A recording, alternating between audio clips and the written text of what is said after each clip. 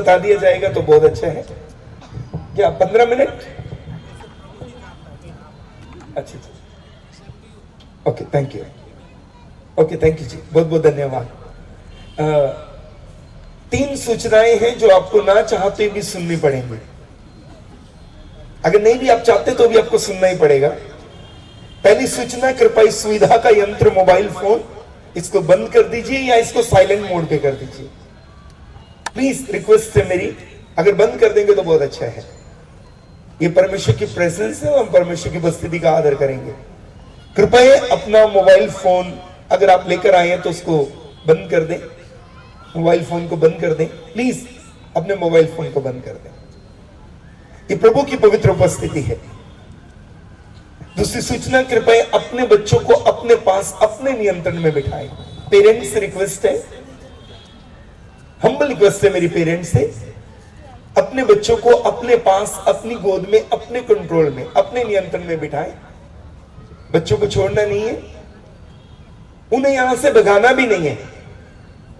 प्रभु यीशु मसीह ने कहा था बच्चों को मेरे पास आने दो, और दुनिया का सबसे अक्लमंद राजा सुलेमान कहते हैं बालक को शिक्षा उस मार्ग की दो जिस पर उसे चलना बुढ़ापे तक उससे न हटेगा। कलीसिया को बच्चे से भगाना समस्या का हल नहीं है, उसे बंदगी में बैठना सिखाना परमानेंट हल है। तो कृपया अपने बच्चों को अपनी गोद में अपने पास, जितने भी पेरेंट्स हैं, हम्बल रिक्वेस्ट है, कृपया अपने बच्चों को अपनी गोद में अपने पास बिठा लीजिए। अगली सूचना, आपस में बातचीत नहीं करेंगे। पीछे जो खड़े हैं वो भी बातचीत नहीं करेंगे। एक ही व्यक्ति एक ही बोल सकता है एक समय में, या तो प्रभु बोले या आप बोले। ईमानदारी से एक बात बताना चाहता हूं, अगर आप सुनने का मन लेकर नहीं आए हैं या लेकर नहीं बैठे हैं, प्रभु आपसे कभी बात नहीं करेगा। ये मंच के ऊपर कोई भी क्यों ना आ जाए, मैं तो बहुत छोटा सा प्रभु का दास हूं, कल यहां बेनीहीन भी आ जाए, अगर आपका सुनने का मन नहीं है, प्रभु आपसे बात नहीं करेगा। हमारी बाइबल का लॉ है, बिब्लिकल लॉ है, बिब्लिकल प्रिंसिपल है। शामुल को आवाज आई कई बार, शामुल बोट करेली के पास चला गया। फाइनली एली ने कहा अब की बार आवाज आई तो बोलना, बोल प्रभु तेरा दास सुनता है। जब शामुल ने ये कहा बोल प्रभु तेरा दास सुनता है, तब प्रभु ने बात किया। यानी जब तक आपका सुनने का मन नहीं है, प्रभु आपसे बात नहीं करेगा। सो कृपया आपस में बातचीत नहीं करेंगे, सुनने का मन लेकर कुछ पाने की उम्मीद से यहां बैठे, आज प्रभु आपको छुएगा। बोलिए आमीन।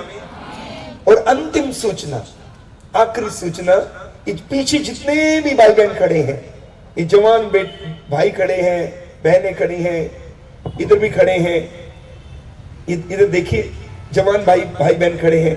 कृपया अगर आप इधर आकर बैठ जाएंगे तो बहुत अच्छा है। प्रभु के निकट आओ प्लीज, रिक्वेस्ट है, मैं 2 हाथ जोड़ के विनती करता हूं, पंजाब से आया हूं, प्लीज आप आगे आकर बैठकर सुनेंगे तो बहुत आशीष पाएंगे। आप खड़े होने के बजाय आप इधर आके बैठ जाइए।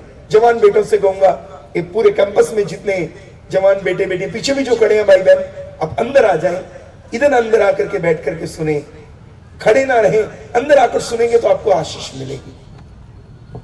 प्लीज अंदर आ जाइए, हम आपको इनवाइट करते हैं यीशु के नाम में, आप आगे आ जाइए। इधर से भी सब आ जाइए प्लीज, आप भी कोशिश करें अगर आ सकते हैं। मैं भी अगर आप पॉसिबल है तो आप आ सकते हैं, प्लीज आ जाइए। ये बहुत अच्छा रहेगा अगर आप आगे आकर के बैठकर सुनेंगे। भाई इसका इको बंद कर दीजिए, रिवर्ब बंद कर दीजिए। Thank you. थोड़ा सा आवाज खोल दीजिए। मुझे वहां के लिए कोई वचन दे दीजिए। बहुत प्रार्थना करने के बाद प्रभु ने मेरे हृदय में एक वचन को रखा है आपके लिए। एक्चुअली ये वचन मुझे प्रभु ने याद दिलाया, स्मरण दिलाया प्रभु ने मुझे।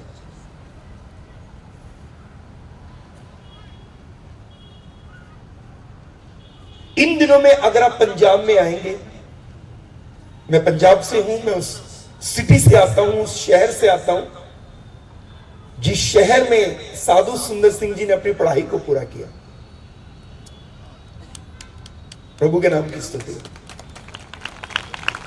मेरे घर से 18 किलोमीटर दूर, सिर्फ 18 किलोमीटर दूर वो कमरा है जिस कमरे में साधु सुंदर सिंह जी ने यीशु मसीह से बातें की थी। विजन रूम, और मेरे घर से मात्र पैदल जाएंगे तो 1.5 मिनट की दूरी पे वो स्कूल है जिस स्कूल में साधु सुंदर सिंह जी पढ़े, मात्र 1.5 मिनट के रास्ते पे।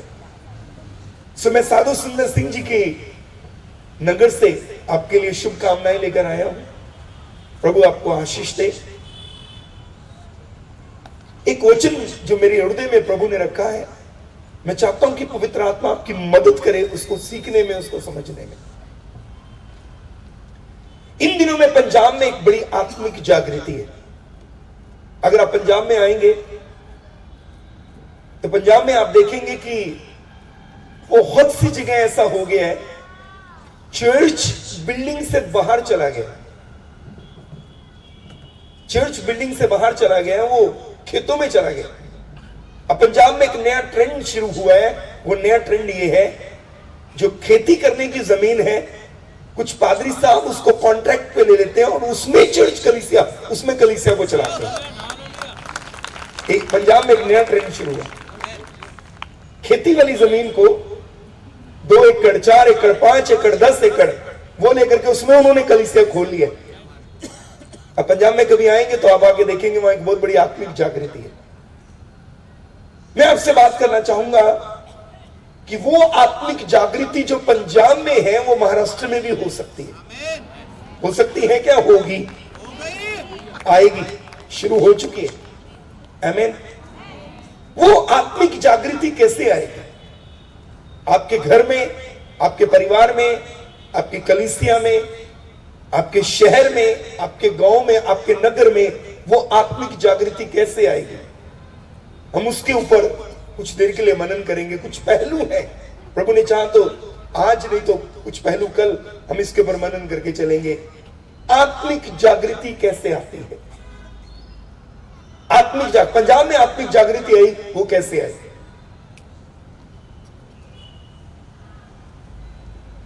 साल्वेशन आर्मी चर्च के फाउंडर, इसे मुक्ति फौज कहते हैं, साल्वेशन आर्मी चर्च के फाउंडर डॉक्टर विलियम बूथ ने इस प्रकार से कहा, आग की प्रवृत्ति है बुझना। पूरी दुनिया में कहीं भी कोई आग लग गई हो, आपको मालूम है ये उसके नेचर में है, ये आग के नेचर में है। जो फायर होती है ना, आग है, उसके नेचर में है ये, वो धीरे धीरे बुझ जाती है। कहीं भी कोई आग लगा दो आप, वो धीरे धीरे बुझ जाती है, वो ठंडी पड़ जाती है। डॉक्टर विलियम बूथ जो साल्वेशन आर्मी चर्च के फाउंडर थे, उन्होंने कहा आग की प्रवृत्ति है बुझना, अपनी वेदियों की आग की चौकसी करो। इसके आगे पवित्र आत्मा ने मुझे कहा कि तू भी कुछ लिख दे, और मैंने उसके ऊपर आत्मा की अगुवाई में और जो संतों सेवकों से सीखा वो सुनने के बाद, सीखने के बाद मैंने एक लाइन आगे लिखी, और वो लाइन थी, पवित्र आत्मा की आग अगर आप चाहते हैं कि वो जलती रहे, एक बार लगने के बाद, एक बार लगने के बाद वो आग जलती रहे, चाहे वो आपके जीवन में या आपके घर में या आपके मोहल्ले में, आपके शहर में, आपकी स्टेट में, आपके देश में एक आत्मिक जागृति उठी है और वो बढ़ती जाए, एक पवित्र आत्मा की आग लगी है और वो जलती जाए, तो याद रखना पवित्र आत्मा की आग का ईंधन, ईंधन मानते हैं? आपने एक आग लगाई, उसमें लकड़ डाल दी, लकड़ खत्म होगी तो आग खत्म हो जाएगी। पवित्र आत्मा की आग जलती रहे, उसका ईंधन जो है, उसका जो ईंधन जो है वो प्रार्थना है। जब प्रार्थना ही बंद हो गई, ईंधन खत्म हो गया, आग खत्म हो जाएगी।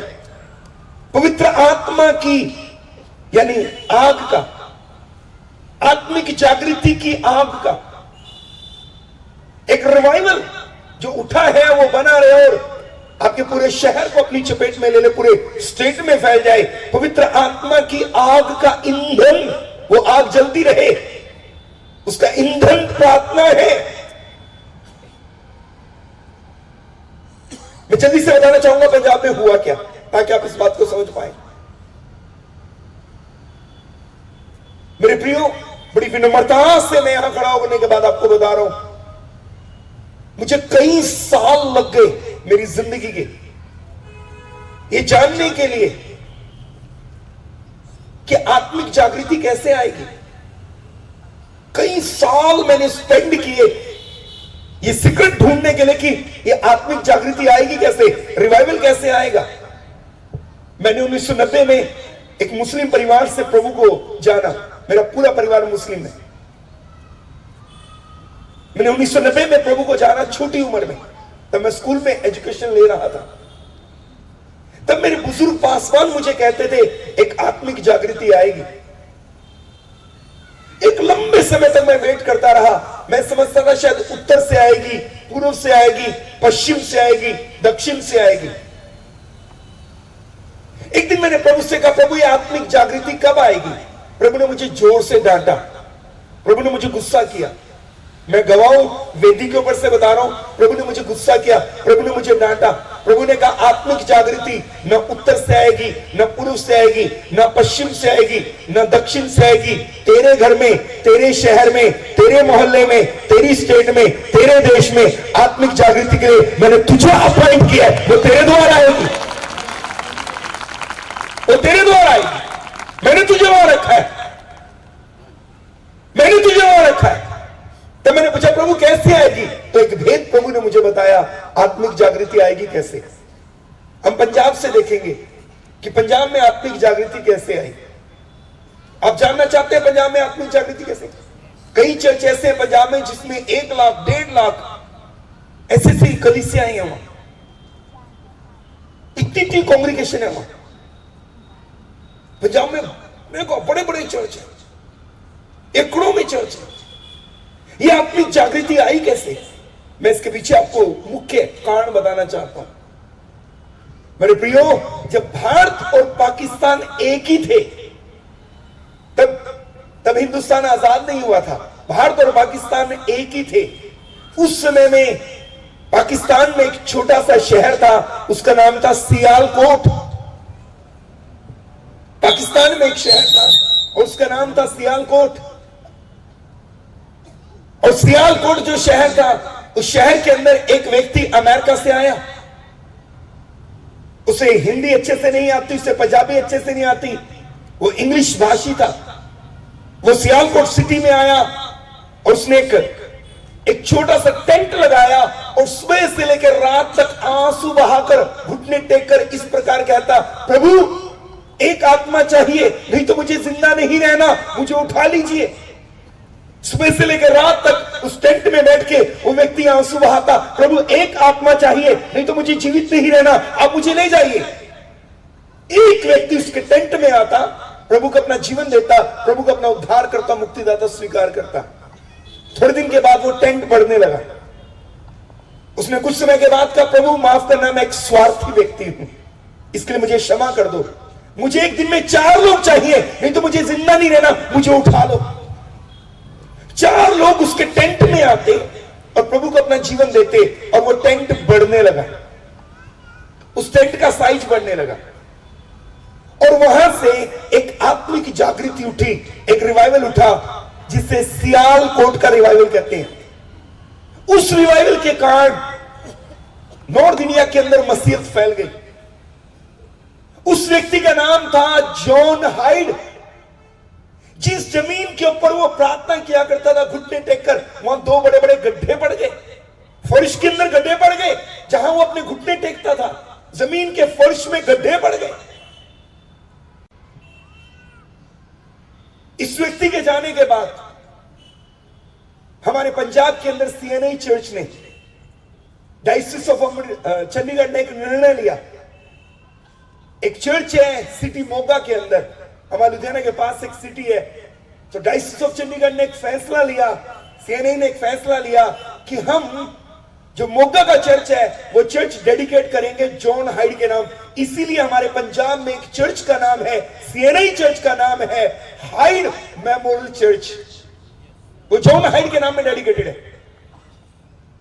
जब वो इस दुनिया से चले गए जॉन हाइड, बाद में लोगों ने उनका नाम बदल दिया। इस दुनिया से जाने के बाद, जॉन हाइड के इस दुनिया से जाने के बाद लोगों ने उनका नाम बदल दिया। उनका नाम लोगों ने रख दिया प्रेइंग हाइड, प्रार्थना करने वाला हाइड। बोलिए हालेलुया, जोर से बोलिए हालेलुया। अपनी मृत्यु से पहले उन्होंने एक भविष्यवाणी किया था। उन्होंने इस प्रकार से कहा था, जब भी भारत में आत्मिक जागृति आएगी, रिवाइवल आएगा, वो उत्तर भारत से, नॉर्थ इंडिया से शुरू होगा, कश्मीर से, हिमाचल से, पंजाब से, हरियाणा से, राजस्थान से शुरू होगा। उन्होंने अपनी मृत्यु से पहले एक भविष्यवाणी की और ये नबूवत करके वो प्रभु के पास गए। जब भी भारत में रिवाइवल आएगा, उत्तर भारत से आएगा, नॉर्थ इंडिया से आएगा। यही कारण है आज पंजाब में रिवाइवल है। हेलो, आप समझ रहे हैं मेरी बात को? हेलो, आप समझ रहे हैं मेरी बात को? कुछ विरासत देना चाहते हैं अपने आने वाले लोगों को, अपने आने वाली पीढ़ियों को, तो एक काम कीजिए।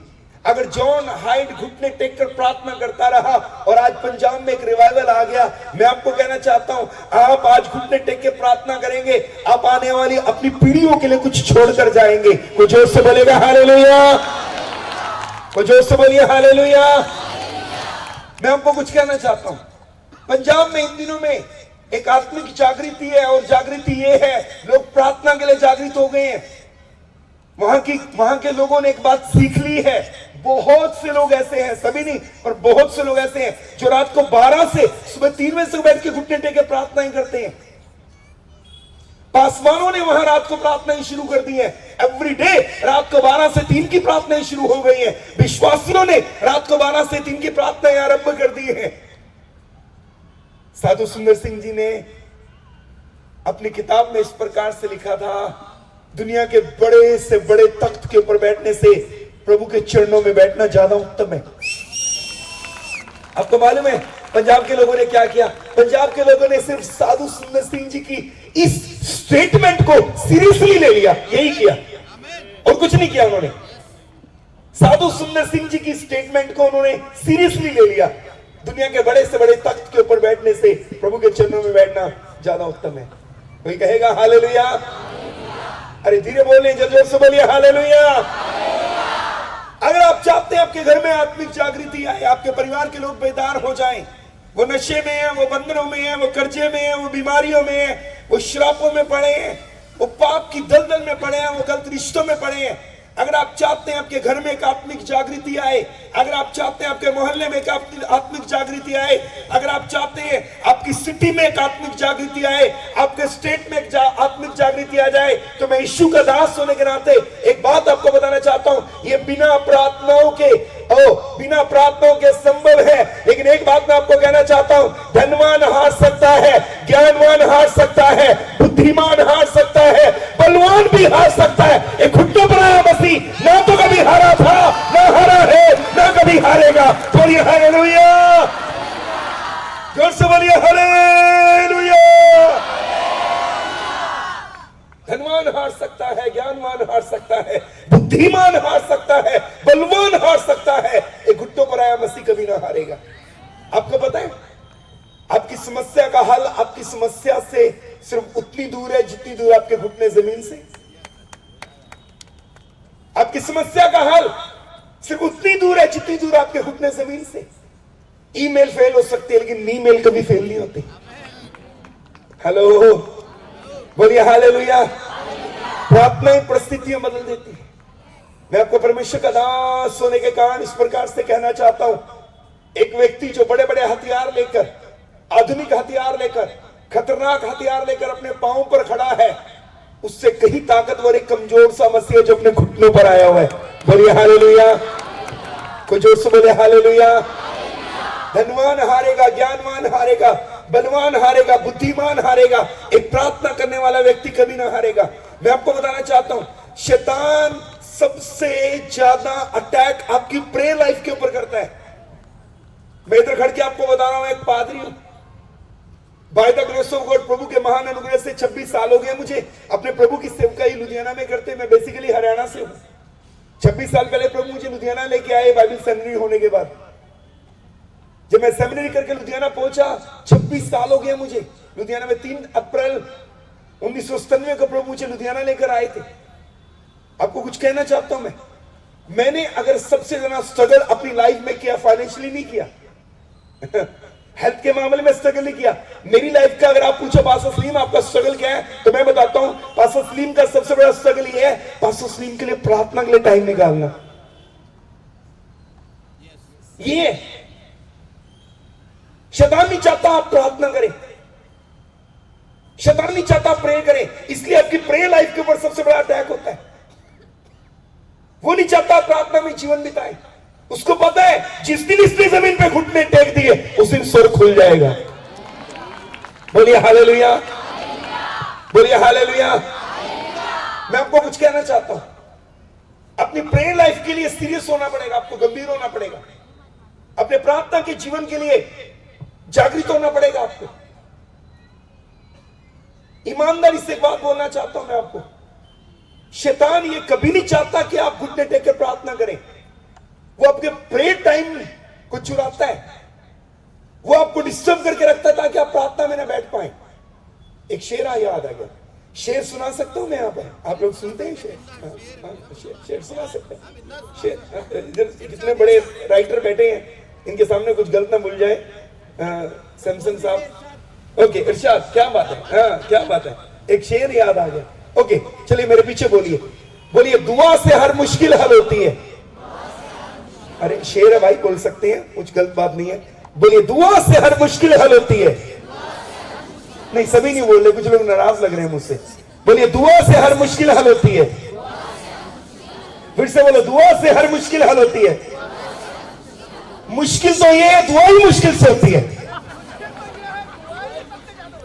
हेलो, समझना इस बात को, ये प्रकाशन है आपके लिए। हेलो, दुआ से हर मुश्किल हल होती है। मुश्किल तो ये है, दुआ ही मुश्किल से होती है। लेकिन जो बैठ गए, जिन्होंने घुटने टेक लिए, जो प्रभु के आगे नीवे हो गए, जिन्होंने प्रभु के आगे सजदा कर दिया, जो उसके आगे सन्मुख बैठ गए, बोलिए हालेलुया, उनके लिए सन्मुख कुछ नहीं है। बोलिए यीशु मसीह के नाम की। अगर आज पंजाब में रिवाइवल आया तो सिर्फ प्रार्थनाओं की वजह से आया। मेरे प्रियो, मैं आपको जल्दी से इतिहास में से कुछ बातें बता करके आगे बढ़ना चाहूंगा।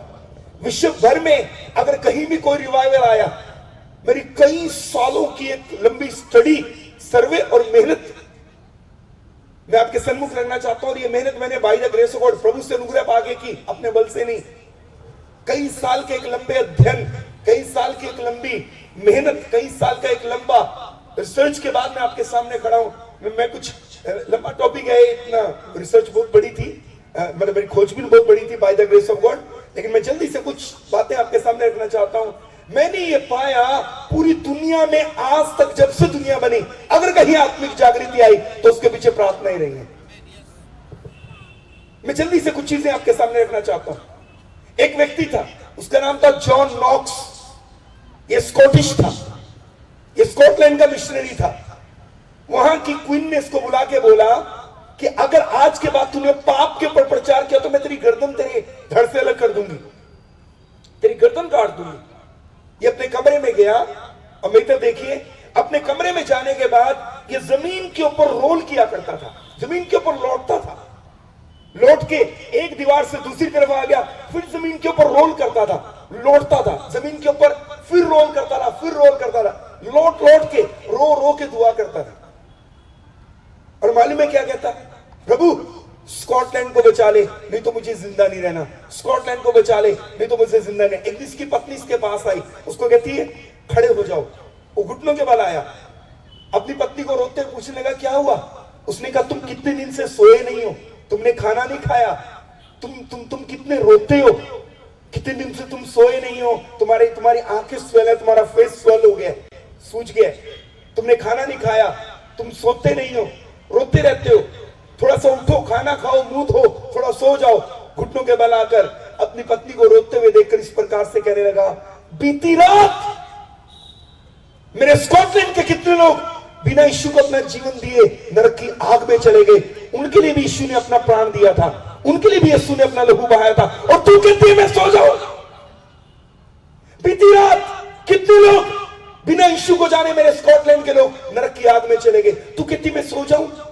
वो फिर जमीन के ऊपर लौटने लगा और रोने लगा, प्रभु स्कॉटलैंड दे दे, नहीं तो मुझे जिंदा नहीं रहना, स्कॉटलैंड में आत्मिक जागृति भेज, नहीं तो मुझे जिंदा नहीं रहना, स्कॉटलैंड को बचा ले प्रभु, नहीं तो मुझे जिंदा नहीं रहना। विश्व चर्च इतिहास ये बताता है, एक व्यक्ति की प्रार्थना को सुनकर प्रभु ने स्कॉटलैंड के अंदर रिवाइवल भेज दिया, पूरे स्कॉटलैंड को बंद के रख दिया। कोई जोर से बोलेगा हालेलुया, कोई आवाज से बोलेगा हालेलुया, बोले यीशु मसीह के नाम की, बोले यीशु मसीह के नाम की, हाथ लगा बोले यीशु मसीह के नाम की। दुनिया का दूसरा अब तक का सबसे बड़ा रिवाइवल ये वेल्स में आया था। इंग्लैंड के साथ एक देश है छोटा सा, उसे वेल्स कहते हैं। मैं प्रभु मुझे वहां कई बार लेकर गए। अब वहां रिवाइवल नहीं है लेकिन आया था। इस रिवाइवल के लिए जिस व्यक्ति को प्रभु ने इस्तेमाल किया उसका नाम था इवान रॉबर्ट्स। ये वो व्यक्ति था जिसके पिता कोयले की खदान में काम करते थे। उनके पिता की कोयले की खदान में ब्लास्ट में उनके पांव चले गए। अब इवान को अपने पिता की जगह पर जाकर कोयले की खदान पे काम करना पड़ा। वो मॉर्निंग में अपनी बाइबल को ले जाकर कोयले की खदान के मुहाने पे खड़ा हो जाता और हर व्यक्ति को एक आयत बताता और जल्दी से शाम को काम खत्म होने के बाद कोयले की खदान के मुहाने आके खड़ा हो जाता और हर व्यक्ति से पूछता, मैंने तुम्हें सुबह आयत बता दी, प्रभु ने तुमसे क्या बात किया? कई लोग उसको धक्का मारते, परे हट, तेरी फालतू की बात के लिए समय नहीं है। लेकिन कई लोग उसको कहते, जो आयत आपने सुबह दी पवित्र आत्मा ने हमसे बात की। कोयले की खदान गवर्नमेंट ने बंद कर दिया। अब सारे लोग इकट्ठे होकर ईवान के पास आकर कहने लगे, क्यों ना हम प्रार्थना करें। एक दिन को दोपहर को 3 बजे प्रार्थना चालू हुई। 3 बजे प्रार्थना चालू हुई, 3 साल तक चलती रही। 3 बजे दोपहर को प्रार्थना शुरू हुई, 3 साल तक सुबह दोपहर शाम लगातार प्रार्थना चलती रही। और मालूम है क्या हुआ उसका नतीजा? जेलें बंद हो गई। जेल में कोई कैदी नहीं है, पुलिस स्टेशन में कोई कंप्लेंट नहीं आती। वेश्याओं ने शादी कर ली, डांस बार में काम करने वाली लड़कियों ने अपना जीवन प्रभु को दे दिया, शादी कर ली। लोगों ने स्मोक करना, लोगों ने ड्रिंक करना बंद कर दिया। लोगों की सोच बदल गई। वेल्स के अंदर रिवाइवल आया, घर घर में प्रार्थनाएं शुरू हो गई, गलियों में प्रार्थनाएं शुरू हो गई, सुबह दोपहर शाम प्रार्थनाएं शुरू हो गई। प्रार्थना होने के कारण इतनी प्रार्थना हुई, लोगों की सोच बदल गई, लोगों ने गुनाह करना बंद कर दिया। यह दुनिया का दूसरा सबसे बड़ा रिवाइवल था। बोलिए हालेलुया, जो से बोलिए हालेलुया, कुछ आवाज से बोलिए हालेलुया। धनवान हारेगा, ज्ञानवान हारेगा, बुद्धिमान हारेगा, बलवान हारेगा, लेकिन घुटनों पर आया मसीह ना तो कभी हारा था, ना तो है और ना कभी हारेगा। बोलिए हालेलुया। अरे हाथ लगाकर बोलिए हालेलुया। बोले प्रभु यीशु मसीह के नाम की, बोले प्रभु यीशु मसीह के नाम की। एक और रिवाइवल के बारे में मैं आपको बताना चाहता हूं जिसके विषय में मैंने इतिहास के पन्नों में पढ़ा। और ये रिवाइवल आया अमेरिका में। इस रिवाइवल के लिए जिस व्यक्ति को प्रभु ने इस्तेमाल किया उसका नाम था विलियम जे साइमोर।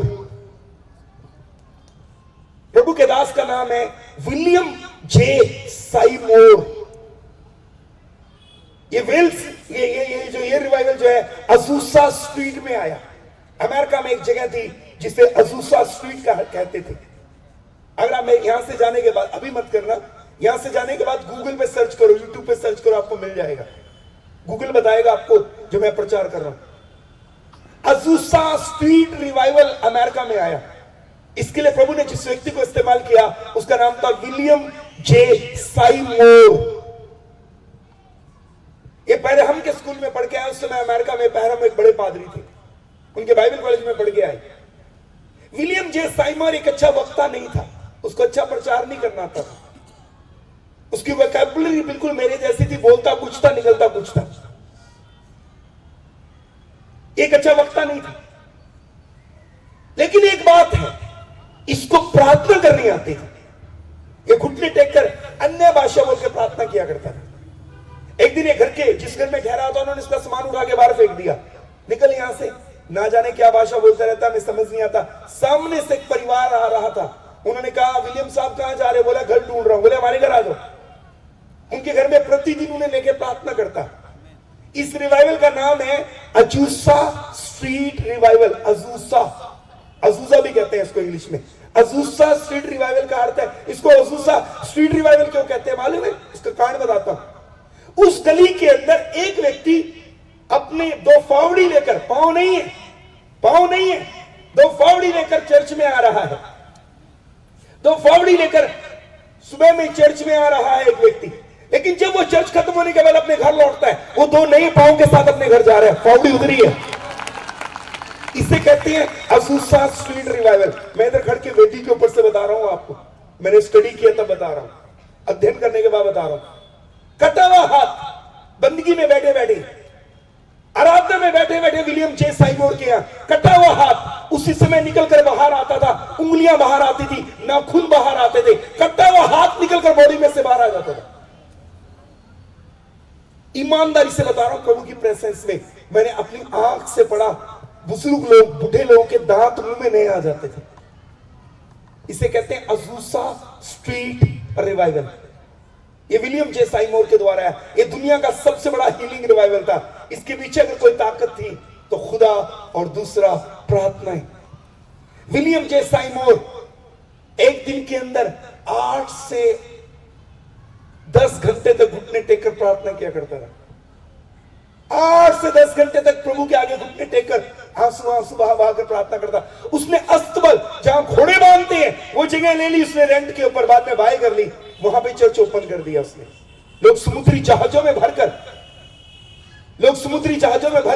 अजूसा स्ट्रीट में जाए। बात नहीं करेंगे, रिक्वेस्ट है मेरी, कर लीजिए, अच्छे दोस्त है आप मेरे। लोग समुद्री जहाजों में भरकर वहां आते थे, समुद्री जहाजों में भरकर। ऐसा रिवाइवल आया। इसे अजूसा स्ट्रीट रिवाइवल के नाम से जाना जाता है। मैं आपको कुछ कहना चाहता हूं, धनवान हार सकता है, ज्ञानवान हार सकता है, बुद्धिमान हार सकता है, बलवान हार सकता है, घुटनों के बल आया कब मसीह कभी ना हारेगा। आप चाहते हैं रिवाइवल आए आपके घर में, आप चाहते हैं रिवाइवल आए आपके शहर में, आप चाहते हैं रिवाइवल आए आपकी स्टेट में, मैं आपको बता रहा हूं, ये उत्तर पूर्व पश्चिम दक्षिण कहीं से नहीं आने वाला। जिस दिन आपने घुटने टेक दिए उस दिन आपके घर से शुरू हो जाएगा। जहां आपने घुटने टेक दिए वहां से शुरू हो जाएगा। बोलिए हालेलुया, बोलिए हालेलुया। अरे जोर से हालेलुया बोलो, नहीं तो पंजाब में चलो, जोर से बोलिए हालेलुया। एक और रिवाइवल के बारे में आपको बताना चाहता हूं। ये इंग्लैंड में आया और इस रिवाइवल के प्रभु ने एक व्यक्ति को इस्तेमाल किया, उसका नाम था स्मिथ विगलेसवर्थ। इंग्लैंड के अंदर एक प्लम्बर था,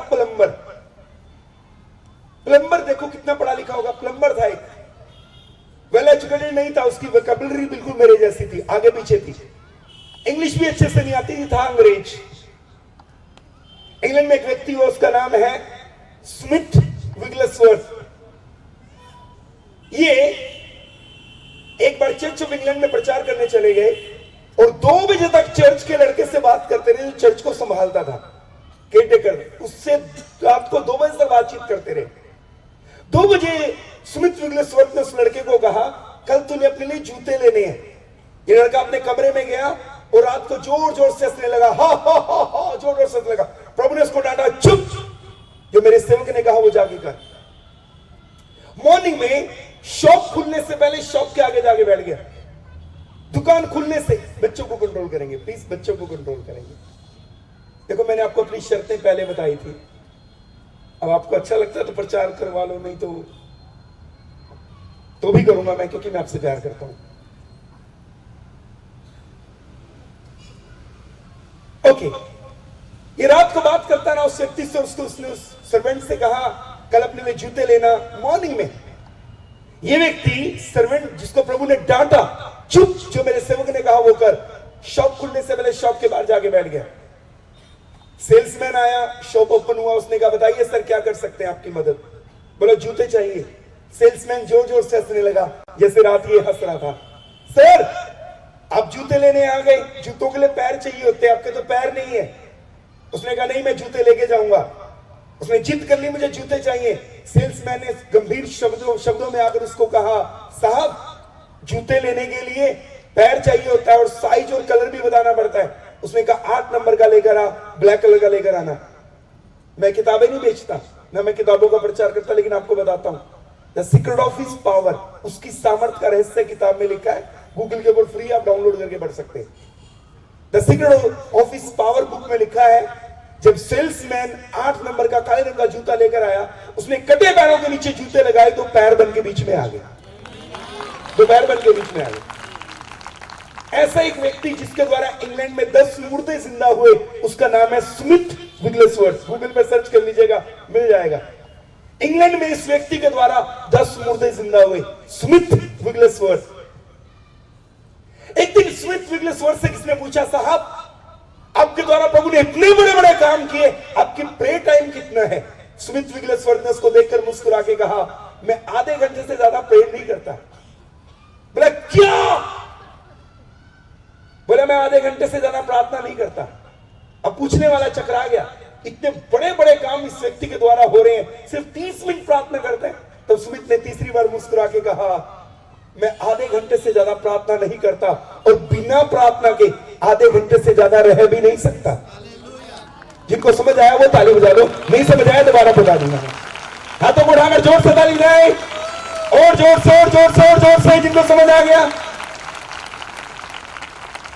हर आधे घंटे बाद प्रभु के आगे घुटने टेकने वाला व्यक्ति कौन? स्मिथ विग्लेसवर्थ। 10 मुर्दे इंग्लैंड में इसके द्वारा जिंदा हुए। मैं आपको कुछ कहना चाहता हूं, हमारी बाइबल में सब कुछ फ्री है, किसी की कोई कीमत नहीं है। पापों की क्षमा फ्री है, उद्धार फ्री है, सब फ्री है बाइबल में। लेकिन मैं बताऊं, एक रिवाइवल की कीमत है। सब कुछ फ्री है, लेकिन एक आत्मिक जागृति की कीमत है। प्रभु को ऐसे लोग चाहिए जो खोई हुई आत्माओं के लिए आंसू बहा सके। हेलो, एक और व्यक्ति के बारे में मैं आपको बताना चाहता हूं। जानना चाहते हैं? विश्व इतिहास के पन्नों से बता देता हूं। उस व्यक्ति का नाम है D.L. मूडी, अमेरिकन महान प्रचारक, जिनके नाम से अमेरिका में आज यूनिवर्सिटीज है। D.L. मूडी का पत्नी का तबीयत खराब हो गया। वो इंग्लैंड की रहने वाली थी। डॉक्टर ने कहा इनका हवा पानी चेंज कर दो। वो अपने ससुराल उनको लेकर चले गए, और उनकी पत्नी इंग्लैंड की रहने वाली थी, अमेरिका से इंग्लैंड चले गए। D.L. मूडी जब इंग्लैंड में पहुंचे तो उनको मालूम पड़ा यहां एक प्रभु का दास है जिसका नाम है जॉर्ज मुल्लर, जिसने 10,000 अनाथ बच्चों को पाला है। आगे देखना, मैं कुछ बताना चाहता हूं आपको, एक सीक्रेट बताता हूं मैं आपको, आपके काम आएगा ही। जॉर्ज मुल्लर इंग्लैंड में एक ऐसा प्रभु का दास हुआ जिसने 10,000 अनाथ बच्चों की परवरिश की, और अपने अनाथालय के बाहर एक बोर्ड लगाया, बड़े वाला बोर्ड। उस पर लिख के लगाया, कोई भी व्यक्ति आकर हमारी जरूरत के बारे में मत पूछे, हमारी जरूरतें परमेश्वर पूरी करता है। कोई बैंक अकाउंट नहीं बताया किसी को, कभी किसी से 1 रुपया भी नहीं मांगा। उसने कहा ये अनाथ बच्चे प्रभु के बच्चे हैं, प्रभु इनका पेट पालेगा, मुझे कोई टेंशन नहीं है, क्योंकि बाइबल में लिखा है, प्रभु कहता है मैं अनाथ विधवा का बाप हूं। उन्होंने कहा अगर प्रभु ये कहता है बाइबल में कि मैं अनाथ और विधवा का पिता हूं, तो इनका पिता प्रभु है, वो चिंता करे, मैं क्यों चिंता करूं। 10,000 अनाथ बच्चे, 10,000 अनाथ बच्चे जॉर्ज मुल्लर ने बार बोर्ड लगा दिया, 1 रुपया कभी किसी से मांगेंगे नहीं, किसी को जरूरत नहीं बताएंगे, बैंक अकाउंट नहीं देंगे किसी को अपना। अमेरिका से उनको एक लेडी ने चिट्ठी लिखी, उसने कहा मेरा बहुत बड़ा बिजनेस है, अपने अनाथालय की सबसे बड़ी जरूरत बताओ। जॉर्ज मुल्लर साहब ने दोबारा चिट्ठी लिख के बोल दिया, धन्यवाद आपने हमसे पूछा, और हमारी जरूरत खुदा के हाथ में, वो पूरा करता है। ऐसा एक व्यक्ति 10,000 अनाथ बच्चों को पालने वाला। D.L. मूडी जब जॉर्ज मुल्लर साहब को मिले, जिन्होंने 10,000 अनाथ बच्चे पाले, बड़े बड़े हॉस्टल, बड़े बड़े हॉल, डाइनिंग रूम, बच्चों के रहने के कमरे, स्कूल, कैंपस, जब ये सब देखा उसने, तो शाम के टाइम में एक व्यक्ति आ जाए, कोई भी एक व्यक्ति आ जाए, बुजुर्ग आ जाए तो अच्छा है। आप तो बहुत, आप भी बुजुर्ग नहीं है, आप भी बहुत जवान है। मुझे बुजुर्ग ढूंढना मुश्किल हो जाएगा, क्योंकि प्रभु में सब जवान है। अब फिर भी बिल्कुल आपके जैसे दिखते हैं फोटो के अंदर। कौन? George Muller. Thank you. D.L. Moody साहब ने जॉर्ज मुल्लर साहब से पूछा, सर मैं अमेरिका में रहता हूं, मैंने एक YMCA का बिल्डिंग शिकागो में बनाया है, छोटा सा बिल्डिंग, इतना नहीं, छोटा सा बिल्डिंग। मैंने शिकागो में, अमेरिका में एक छोटा बिल्डिंग बनाया, लोगों ने चंदा देने के लिए मुझे सुबह बुलाया, दोपहर बुलाया, शाम बुलाया, मेरा जूते का तलवा घिस गया। कोई कहता मॉर्निंग में आओ, कोई कहता दोपहर को आओ, कोई कहता इवनिंग में आओ, 4-4 चक्कर कटवा दे। इतने चक्कर काटने के बाद एक छोटा सा बिल्डिंग बना, आपने इतना बड़ा अनाथालय बना दिए, इतने बड़े डाइनिंग हॉल बना दिए, 10,000 अनाथ बच्चे पाल दिए, किसी को 1 रुपया नहीं मांगा आपने। सर हुआ कैसे? जॉर्ज मुलर साहब ने डीएल मूडी साहब को अपने सारे अनाथालय दिखाए, कैंपस में खड़े हुए थे, खिली हुई धूप थी, दोपहर का समय था। जॉर्ज मुलर साहब से पूछा डीएल मूडी साहब ने, सर आपने कैसे किया? आपने तो किसी से 1 रुपया भी नहीं लिया। तब जॉर्ज मुलर साहब ने डीएल मूडी, जवान डीएल मूडी के सामने अपनी पैंट को ऊपर किया और ऊपर किया, थोड़ा थोड़ा करें, और ऊपर किया और ऊपर किया, यहां तक कर दीजिए, कुछ नहीं होता, यस, और उधर भी कर दीजिए। पूरा ऊपर करने के बाद जॉर्ज मुलर साहब ने अपने काले टखने और अपने काले घुटने दिखाकर बोला डीएल मूडी साहब को, ऐसे ही किया। बोलिए हालेलुया। तो ताली बजा के प्रभु को धन्यवाद दे सकते हैं। अपने काले टखने और अपने काले घुटने दिखाए, बोले ऐसे किया। हेलो, थैंक यू बिशप साहब, थैंक यू। कितनों को समझ आ रहा है? धनवान हार सकता है, ज्ञानवान हार सकता है, बुद्धिमान हार सकता है, बलवान हार सकता है, घुटनों पर आया मसीह। बोलिए आमीन। अरे जोर से बोल दो आमीन। हालेलुया। प्रभु मुझे यहां 2 दिन के लिए लेकर आए। आप मुझे अपनी एक समस्या बताओ तो भी मेरा आंसर वही रहेगा। आप मुझे 1,000, 1,00,000 समस्या बताओ तो भी मेरा आंसर एक ही रहेगा, प्रार्थना। अब मुझे एक समस्या बताओ तो भी मेरा आंसर प्रार्थना ही है। अब मुझे 1,00,000 समस्या बताओ बिठा के तो भी मेरा आंसर आखिरी में प्रार्थना ही रहेगा। अमेरिकन महान प्रचारक डॉक्टर बिली ग्राहम, जिन्हें विदाउट एनी इलेक्शन अमेरिका का प्रेसिडेंट होने के लिए चुन लिया गया था, उन्होंने रिफ्यूज कर दिया, मैंने नहीं बनना प्रेसिडेंट। महान प्रचारक डॉक्टर बिली ग्राहम, उन्हें बताया गया विदाउट एनी इलेक्शन आप नए प्रेसिडेंट हैं। वो वहां बैठकर घुटने टेककर जोर जोर से रोने लगे। एक व्यक्ति ने आके कहा, सर आप डिजर्व करते हैं। उसने कहा, बात वो नहीं है, बात यह तुमने मुझे यहां बुला के बेइज्जत किया। बोले बेइज्जत किया? विदाउट एनी इलेक्शन आपको प्रेसिडेंट चुन लिया, आप कहते बेइज्जत किया? बोले ये मेरी प्रमोशन नहीं, मेरी डिमोशन है। तुम्हारी सरकार 5 साल बाद बदल जाएगी, मैं जिसमें काम करता हूं कभी बदलती नहीं है। तुम्हारी सरकार धरती में राज करती है, मैं जिसके साथ काम करता हूं वो पूरी दुनिया में राज करती है। ये मेरी प्रमोशन नहीं, मेरी डिमोशन है। रिफ्यूज करके अपने घर आ गया, मुझे नहीं बनना अमेरिका का प्रेसिडेंट। उसे अमेरिका के राष्ट्रपतियों का पादरी कहते थे, डॉक्टर बिली ग्राहम। उनसे किसी ने एक बार आकर पूछा, सर आप जिस भी देश में गए वहां रिवाइवल आया, प्रभु ने आपको इस्तेमाल किया, प्रभु ने आपको इस्तेमाल किया, उसके 3 कारण बताओ। जल्दी से वो लोग स्लिप पैड लेकर बैठ गए, पेन लेकर बैठ गए, बताओ सर प्रभु ने आपको इतने इस्तेमाल किया, 3 कारण बताओ। बिली ग्राहम साहब ने कहा कि लिखो नंबर 1 प्रार्थना। उन्होंने प्रार्थना लिख लिया। बोले लिखो नंबर 2 प्रार्थना। उन्होंने प्रार्थना लिख लिया। मैं बोला लिखो नंबर 3 प्रार्थना। उन्होंने प्रार्थना लिख लिया। बोलिए हालेलुया, बोलिए हालेलुया। एक और बार एक वाकया घटा। बिली ग्राहम साहब से किसी ने पूछा, अगर आप मरने वाले हैं और आपकी मृत्यु से पहले प्रभु आपको मरते समय कहे मैं तुझे 3 साल और देता हूं, क्या करोगे? उन्होंने कहा, अगर मेरी मृत्यु से पहले प्रभु मुझे 3 साल और दे दे, मैं उन 3 साल में 2 साल 9 महीने घर में बैठ के प्रेयर करूंगा, 3 महीने घर से बाहर जाके प्रचार करूंगा। उन्हें प्रार्थना की वैल्यू पता थी।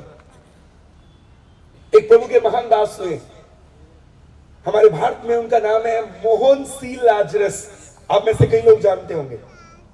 एक बार उन्होंने अपना मैगजीन भेजा, पूरी दुनिया में उनका मैगजीन जाता है, हमारे घर में भी आया। एक बार मैगजीन आया, उन्होंने अपने मैगजीन में लिख करके भेजा, अगर मैं सुबह उठ के प्रार्थना नहीं करता, मैं अपने आप को ऐसा महसूस करता हूं जैसे शमशून के सर पे बाल नहीं रहे। जब तक शमशून के सर के ऊपर बाल थे, उसके एक नगर में कुछ लोगों ने बंदी बना लिया। उसने नगर के फाटक को पिलर समेत उखाड़ा, अपने सर पे रखा और पहाड़ पे ले गया। बड़ी बड़ी रस्सियों से उसको बांध देते हुए उसको ऐसे तोड़ देता जैसे जला हुआ कॉटन। लेकिन जब उसके सर के बाल हट गए, एक सिंपल रस्सी से बांधा गया, उसको भी ना तोड़ पाया। पास्टर मोहन सी लाजरस जी ने अपने प्रार्थना के जीवन की तुलना शमशून के सर के बालों से कर दी। मैं आपको बताना चाहता हूं, जब तक वो ये कहना चाह रहे थे, जब तक आपका प्रार्थना का जीवन है, जब तक आपका प्रार्थना का जीवन है, एक पहाड़ भी आपको रेत का जर्रा लगेगा। लेकिन जब प्रार्थना का जीवन खत्म हो गया, एक रेत का जर्रा भी पहाड़ बन जाएगा। हेलो, कितनों को समझ आया? कितनों को समझ आया? हाथ लगा के बताइए। अगर आपकी प्रेयर लाइफ स्ट्रॉन्ग है, आपका प्रार्थना का जीवन सही है, एक पहाड़ भी आपके सामने रेत का जर्रा है, एक रेत का कण है। लेकिन अगर आपकी प्रेयर लाइफ स्ट्रॉन्ग नहीं है तो आपके सामने एक रेत का कण भी आपको पहाड़ के जैसा दिखेगा। फर्क सिर्फ प्रार्थना के जीवन का है। अपने प्रार्थना के जीवन में वापस लौट आइए। मैं इससे पहले आगे बढ़ूं, मैं आपको इनक्रेज करना चाहता हूं। आगे देखिए, कुछ प्रार्थनाएं हैं हमारी बाइबल में, उन प्रार्थनाओं को हमें सीखने की जरूरत है। प्रभु ने कहा था मैं अंतिम बारिश भेजूंगा। हमारी बाइबल में एक बारिश का जिक्र है जिसे अंतिम बारिश कहते हैं, आखिरी बारिश, आखिरी समय की बेदारी, अंत समय की आत्मिक जागृति। आप चाहते हैं वो कैसे आएगी, जानना चाहते हैं? सुनिए, हमारी बाइबल में एक स्त्री हुई, उसका नाम है राहेल, उसके पति का नाम याकूब है। हमारी बाइबल में स्त्री और जाति शब्द जब भी इस्तेमाल किया गया, या तो इजरायली कौम के लिए इस्तेमाल किया गया या कलीसिया के लिए इस्तेमाल किया गया। स्त्री और जाति शब्द बाइबल में जब भी संबोधित किया गया, या तो यह संबोधन कलीसिया को जाता है या इजरायली कौम को जाता है। हमारी बाइबल में एक स्त्री है, उसका नाम है राहेल, रेचल, उसके पति का नाम याकूब है। एक दिन वो अपने पति के सामने इस प्रकार से चिल्लाई, मुझे संतान दे नहीं तो मैं मर जाऊंगी, मुझे औलाद दे नहीं तो मैं मर जाऊंगी। मैं आपको कहना चाहता हूं, रिवाइवल मालूम है कैसे आएगा? अगर स्त्री शब्द कलीसिया के लिए इस्तेमाल किया गया तो आज कलीसिया की यह पुकार होनी चाहिए, प्रभु नई आत्माओं को दे, नए बच्चों को दे नहीं तो मर जाएंगे, प्रभु नई रूहों को दे नहीं तो मर जाएंगे। आज कलीसिया की पुकार होनी चाहिए, संतान दे नहीं तो हम मर जाएंगे। मुझे मेरे मोहल्ले के लोग दे प्रभु, नहीं तो हम मर जाएंगे। मुझे शहर के लोग दे प्रभु, नहीं तो हम मर जाएंगे। मुझे स्टेट के लोग चाहिए प्रभु, नहीं तो हम मर जाएंगे। आज कलीसिया की पुकार राहेल के जैसी होनी चाहिए, मुझे संतान दे नहीं तो हम मर जाएंगे। आपकी पुकार होनी चाहिए खुदा के आगे घुटने टेक कर आंसुओं के साथ, प्रभु मेरे परिवार के अभी भी कुछ सदस्य हैं जो बुराई में है, पाप में है, नशे में है, व्यभिचार में है, जो गलत जीवन में है, प्रभु वो आत्माएं चाहिए मुझे, नहीं तो हम मर जाएंगे। अगर आप ऐसे रो के दुआ करेंगे, पक्का वो दिन दूर नहीं जब आप अपने घरानों को बदलते हुए देखेंगे, अपने मोहल्ले को बदलते हुए देखेंगे, अपने शहर को बदलते हुए देखेंगे, अपनी स्टेट को बदलते हुए देखेंगे। कोई हाथ लगाकर ताली बजाकर प्रभु की स्तुति करे, हालेलुया, बोलिए हालेलुया, ऊंची आवाज से बोलिए हालेलुया। एक प्रार्थना है हमारी बाइबल में, मैंने सीखा है ये प्रार्थना कभी प्रभु अनसुनी नहीं करता। जानना चाहते हो प्रार्थना कौन सी है? वो प्रार्थना है एलिया की प्रार्थना। बाइबल कहती है 3.5 साल का अकाल पड़ा हुआ था।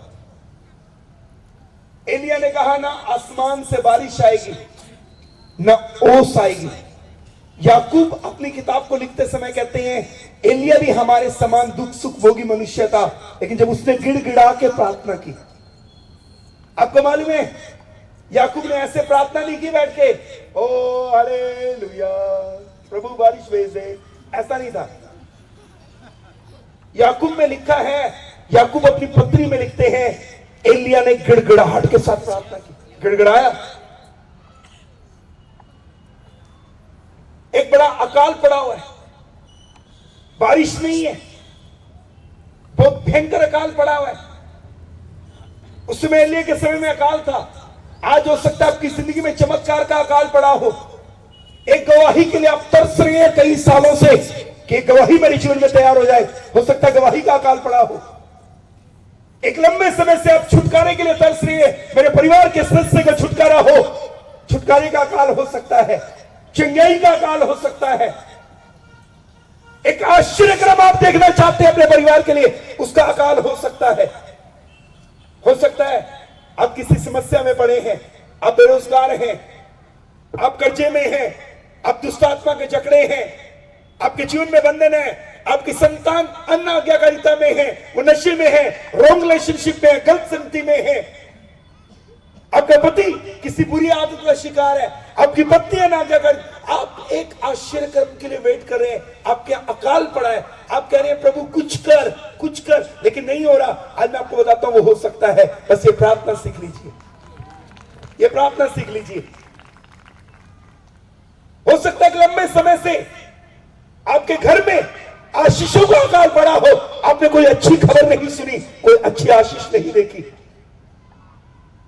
एक लंबे समय से आप आंसू बहा रहे हैं, एक खुशखबरी सुनने के लिए आपके कान तरस रहे हैं, लेकिन अकाल पड़ा हुआ है। मैं बताता हूं अकाल कैसे ठीक होगा, प्रभु के वचन से बताता हूं।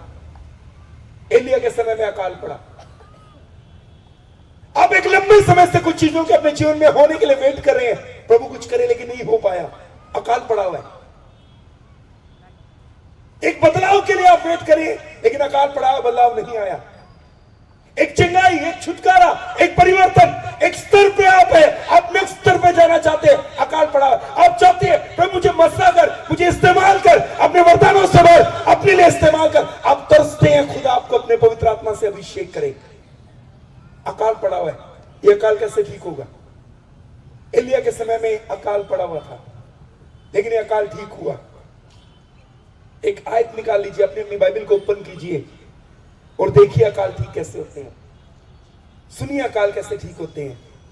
निकालिए पहला राजा की किताब 18 अध्याय 41, 41, 42, 43। इन आयतों को कोई भी हिंदी में ऊंची आवाज से पढ़ दे प्लीज। पहला राजा की किताब 18 अध्याय 41, 42 और 43। इन आयतों को कोई भी एक जन, प्रभु का जन हिंदी में ऊंची आवाज से पढ़ेंगे तो बहुत अच्छा रहेगा। Sir thank you. Hindi, Marathi, आप अपनी मराठी में पढ़ दीजिए, कोई बात नहीं। मराठी में पहले आप मराठी में पढ़ दीजिए, फिर हिंदी में पढ़ेंगे। एक माइक ले लीजिए। हॅलो। एलिया अहाबास म्हणाला, उठ, खा, पी, विपुल पर्जन्यवृष्टीचा ध्वनी होत आहे। मग अहाब खावया प्यावयास वरती गेला। इकडे एलिया कर्मेलाच्या माथ्यावर गेला आणि त्याने जमिनीपर्यंत लवून आपले तोंड आपल्या गुडघ्यामध्ये घातले। फिर एलिया ने अहाब से कहा, उठकर खा पी, क्योंकि भारी वर्षा की सनसनाहट सुन पड़ती है।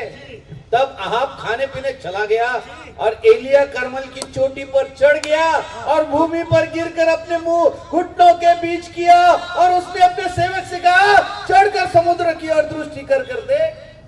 बहुत बहुत धन्यवाद। मैं कुछ कहना चाहता हूं, आगे देखिए। ये एलिया की दुआ है, ये दुआ आपको समझ आनी चाहिए। अकाल ठीक हो जाएगा, दुआ समझ में आ गई तो। चाहे चंगाई का अकाल है, आश्चर्यकर्म का अकाल है, गवाही का अकाल है, छुटकारे का अकाल है, आप अनॉइंटिंग मांग रहे हैं, सामर्थ मांग रहे हैं, दानों वरदानों को मांग रहे हैं, प्रभु के लिए इस्तेमाल होना चाहते हैं, दावा करता हूं अकाल ठीक होगा। दुआ समझ आनी चाहिए, दुआ समझ आनी चाहिए। यहां लिखा है एलिया ने आप से कहा खाने पीने जा, वो चला गया। नेक्स्ट वर्स में लिखा है तब अहाब खाने पीने चला गया और एलिया करमेल की चोटी पर चढ़ गया और भूमि पर गिरकर एक मिनट, यस बहुत अच्छा पढ़ रहे हैं आप, आगे देखिए। और भूमि बसी धन्यवाद, आप बहुत एक्टिव है, धन्यवाद। आगे देखिए, कुछ कहना चाहता हूं मैं, सब आगे देखिए। एलिया कार्मेल की चोटी में चढ़ गया और उसने प्रेयर करी, घुटनों पर आकर नहीं, घुटने टेक कर नहीं, घुटनों पर झुक कर नहीं, ना घुटनों पर आकर प्रेयर की, ना घुटने टेक कर प्रेयर करी, ना घुटनों के बल झुक कर प्रेयर करी। हिंदी की बाइबल में लिखा है उसने अपना सर अपने घुटनों के बीच में रखा। ये देखो मेरी तरफ देख लो, ये देखो,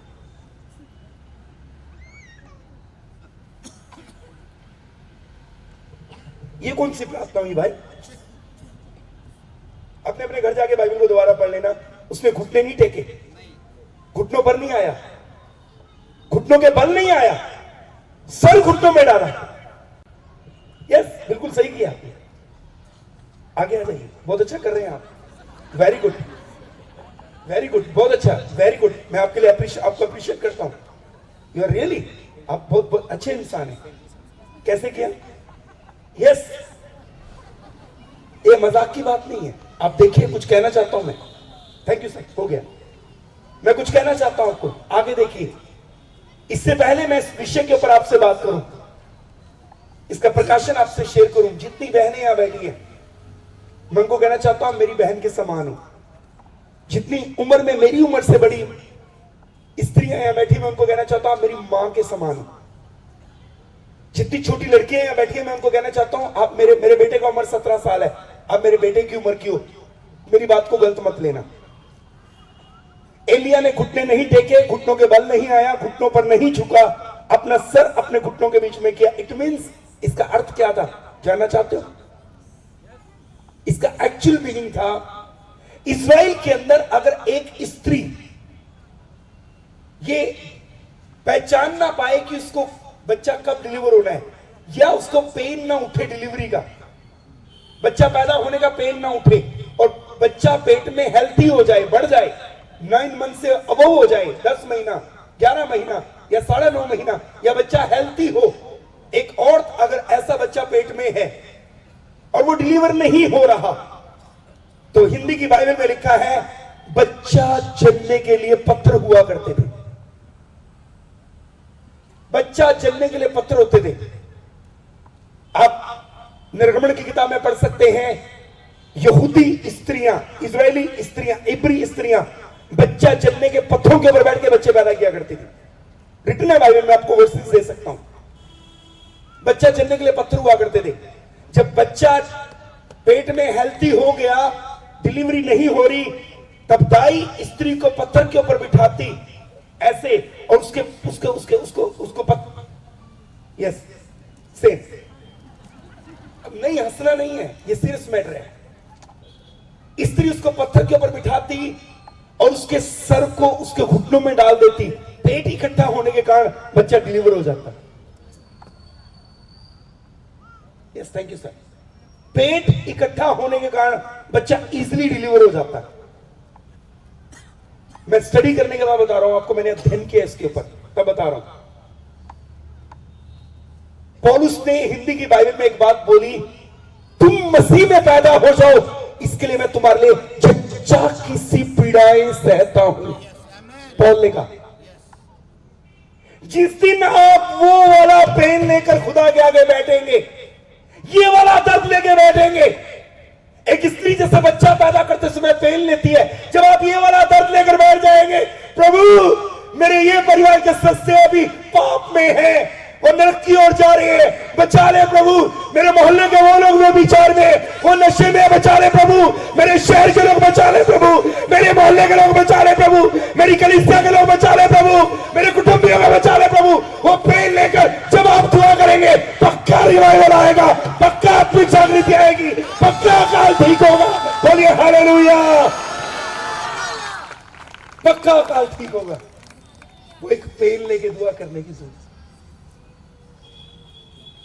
एक बोझ लेकर, एक आंसुओं के साथ दुआ करने की जरूरत है। हेलो, जॉन नॉक्स खाना नहीं खाता था, सोता नहीं था, ना वो खाना खाता ना वो सोता, दिन रात जमीन के ऊपर लौट के कहता, प्रभु स्कॉटलैंड को बचा ले, यहां के लोग नरक न जाए, नहीं तो मुझे नहीं जिंदा रहना, बचा ले प्रभु। एक व्यक्ति की प्रार्थना को सुनकर प्रभु ने पूरे स्कॉटलैंड में रिवाइवल भेज दिया। मैं आपको आज कुछ कहना चाहता हूं, इससे पहले वचन को बंद करूं। मैं कुछ कहना चाहता हूं, आपकी अयोग्यता परमेश्वर के रास्ते में कभी बाधा नहीं बनेगी। प्रभु को सिर्फ वो लोग चाहिए जो उपलब्ध हो, सिर्फ उपलब्ध लोग चाहिए प्रभु को, जो कहे मैं तैयार हूं। प्रभु को सिर्फ उपलब्ध लोग चाहिए। आपके अंदर हजारों कमियां हो सकती है। जब यशायाह के समय प्रभु ने पूछा कौन जाएगा, यशायाह ने कहा मैं जाऊंगा। वो एक जगह कहता है मैं अशुद्ध होठ वाला हूं, दूध गया, वेदी के अंगारे को लेकर आया, उसके होठों को शुद्ध कर दिया। आपको उपलब्ध होना है, शुद्ध वो अपने आप कर लेगा, वो शुद्ध अपने आप बना लेगा। बोलिए हालेलुया। मैं आपको कुछ कहना चाहता हूं, मानवीय अयोग्यताएं परमेश्वर के मार्ग में कभी बाधा नहीं बनी आज तक। दोबारा बोलना चाहता हूं, मानवीय अयोग्यताएं परमेश्वर के मार्ग में कभी बाधा नहीं बन पाई कि वो आपको इस्तेमाल ना कर पाए। आपको सिर्फ अपने आप को उपलब्ध करना है, प्रभु मैं तैयार हूं, प्रभु मैं तैयार हूं। आपको अपने आप को उपलब्ध करना, आपको एक निर्णय लेना है, प्रभु ये जीवन अब से तेरा, आपको अपने आप को उसको देना है। मैं आपको कहना चाहता हूं, मानवीय अयोग्यताएं परमेश्वर के मार्ग में कभी बाधा ना बन पाई। स्मिथ विगलेसवर्थ एक प्लम्बर था, उसको बोलना नहीं आता था। बेनी हिम जी की किताब अभिषेक पढ़ो, वो तुतलाते थे बोलते हुए स्कूल में, बच्चे उनका मजाक उड़ाते थे। बेनी हिम साहब का बचपन में तुतलाते थे बेनी हिम साहब। अभिषेक किताब में लिखा, अनॉइंटिंग किताब में लिखा है, उनकी जुबान सही नहीं थी, मूसा बोलने में भद्दा था, एस्तर गुलाम थी, रूत के ऊपर 10 पीढ़ियों का श्राप था, सीटी स्टड प्रभु का एक दास हुआ, उसका जूता बाजार से नहीं मिलता था, पांव बड़े थे उसके। बाइबल के बाद दुनिया की सबसे बड़ी रचना लिखने वाला जॉन बुनियन, जिसने बाइबल के बाद दुनिया की सबसे अच्छी बिब्लिकल बुक को लिखा है, जॉन बुनियन, मसीह मुसाफिर किताब लिखा उसने। वो ठठेरा था, उसका पिता भी ठठेरा था, वो बर्तन ठीक किया करता था। मैं आपको कुछ कहना चाहता हूं, विलियम जे साइमोर, जिसके द्वारा अमेरिका में हीलिंग रिवाइवल आया, वो देखने में सुंदर नहीं था, हाइट में छोटा था। मानवीय अयोग्यताएं कभी भी परमेश्वर के रास्ते में बाधा नहीं बन पाई, कभी बाधा नहीं बन पाई। आपको सिर्फ अपने आप को उपलब्ध कराना है। बोलिए हालेलुया, जोर से बोलिए हालेलुया। अगर प्रभु इन्हें इस्तेमाल कर सकता है, वो आपको भी इस्तेमाल कर सकता है। कुछ जोर से बोले हालेलुया, हालेलुया। बाइबल के बाद दुनिया में सबसे ज्यादा पढ़ी जाने वाली किताब का नाम है मसीह मुसाफिर। जॉन बुनियन ने लिखा, 13 साल प्रभु के लिए जेल काटी। वो एक ठठेरा था, बर्तन ठीक किया करता था, उसका पिता भी ठठेरा था। आप बोले मेरी बैकग्राउंड अच्छी नहीं है, मेरी फैमिली अच्छी नहीं है, मेरे पास पैसा नहीं है, मेरे पास एजुकेशन नहीं है, कोई मैटर नहीं करता खुदा के लिए। आप सिर्फ उपलब्ध हो जाइए, बाकी काम खुदा का है। मेरे खुदा की महानता है। मैं जिस बाइबल के खुदा को जानता हूं, मुस्लिम परिवार से आने के बाद मैंने जिस बाइबल के खुदा को जाना, उसकी खासियत है वो साधारण लोगों को अपने हाथ में लेता है, उनके द्वारा असाधारण काम कर देता है। बोलिए हालेलुया। वो निर्बुद्धों को अपने हाथ में लेता है, उसके द्वारा बुद्धिमानों को लज्जित करता है। वो निर्बलों को अपने हाथ में लेता है, उसके द्वारा ज्ञानवानों को हरा देता है। मैं आपको कुछ कहना चाहता हूं, वो निर्बलों को अपने हाथ में लेता है, उसके द्वारा बलवानों को हरा देता है। मैं आपको कुछ कहना चाहता हूं, प्रभु का दास होने के कारण मेरे प्रभु की महानता है, वो साधारण चीजों के द्वारा असाधारण महिमा दिखा देता है। बोलिए हालेलुया, जोर से बोलिए हालेलुया, ऊंची आवाज से बोलिए हालेलुया। आप बहाने लगा सकते हैं, मैं वेल एजुकेटेड नहीं हूं, मैं देखने में सुंदर नहीं हूं, मैं अच्छा वक्ता नहीं हूं, मैं अच्छा गाता नहीं हूं, मेरे पास अच्छी क्वालिफिकेशन नहीं है, मैं टैलेंटेड नहीं हूं। आपके बहाने हो सकते हैं, लेकिन मैं आपको कुछ कहना चाहता हूं। मूसा के हाथ में छड़ी थी, शमसून के हाथ में गधे के जबड़े की हड्डी थी, छोटे बच्चे के हाथ में 5 रोटी थी। जो आपके पास है बहुत है खुदा को काम करने के लिए। बोलिए हालेलुया।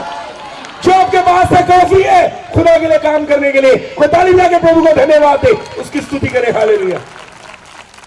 आपको सिर्फ उपलब्ध कराना है अपने आप को, प्रभु मैं रेडी हूं तेरे लिए, मैं तैयार हूं, मैं देता हूं अपने आप को, मुझे शुद्ध कर, पाक कर, अपने आप को समर्पित करता हूं। प्रभु तू मुझे अपने लिए इस्तेमाल कर, मैं दोबारा लौट कर वापिस आता हूं। आज ऐसे रोने वाले लोगों की जरूरत है, आज ऐसे आंसू बहाने वाले लोगों की जरूरत है, जो प्रभु के आगे बिलख सके, खोई हुई आत्माओं के लिए। रिनहल्ड बॉन्ग के साहब ने आज तक दुनिया की सबसे बड़ी कांग्रीगेशन के आगे खड़े प्रचार किया।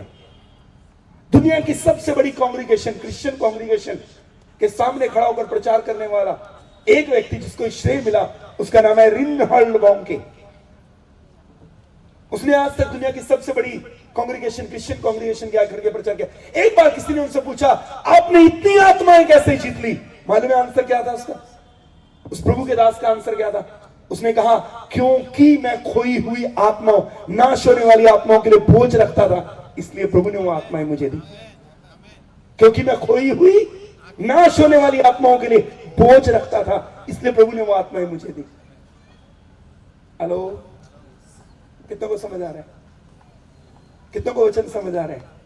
समय हो गया, मेरे पास लंबी चौड़ी लिस्टें हैं, मैं और समय आपका नहीं लेना चाहता। मैं सिर्फ इतना ही कहना चाहता हूं,